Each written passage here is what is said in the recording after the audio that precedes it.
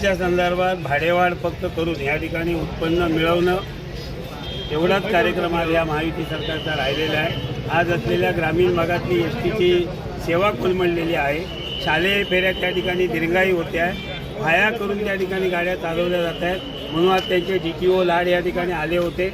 या संदर्भात DTO मार्फत DCना त्या ठिकाणी निरोप दिलेला की येणाऱ्या 4 दिवसामध्ये DCने या संदर्भात बैठक घ्यावी आणि जिल्ह्यातली असलेली एसटीची सेवा त्यांनी सुरळीत करावी आणि असलेली भाडेवाढ जी करताय ही भाडेवाढ एक तर कमी करा किंवा भाडेवाढ कमी करा आणि त्याचबरोबर एसटीचा असलेला जो सेवा जो आहे हा सेवेचा दर्जा त्यांनी सुधारावा अशा मागण्या आज आम्ही DCजवळ केलेल्या आहे। येणाऱ्या काही दिवसात त्यांची बैठक होईल आणि ज्या ज्या सेवा या ठिकाणी दीर्घाईने गाड्या चालत आहेत, कॉलेज फेऱ्या उसराने चालत आहेत आणि गावामध्ये थेट गाड्या जात नाही आहेत, या संदर्भात DCची चर्चा करू, अन्यथा याच्याहीपेक्षा उग्र आंदोलन या ठिकाणी शिवसेनेतर्फे उभारलेलं आहे।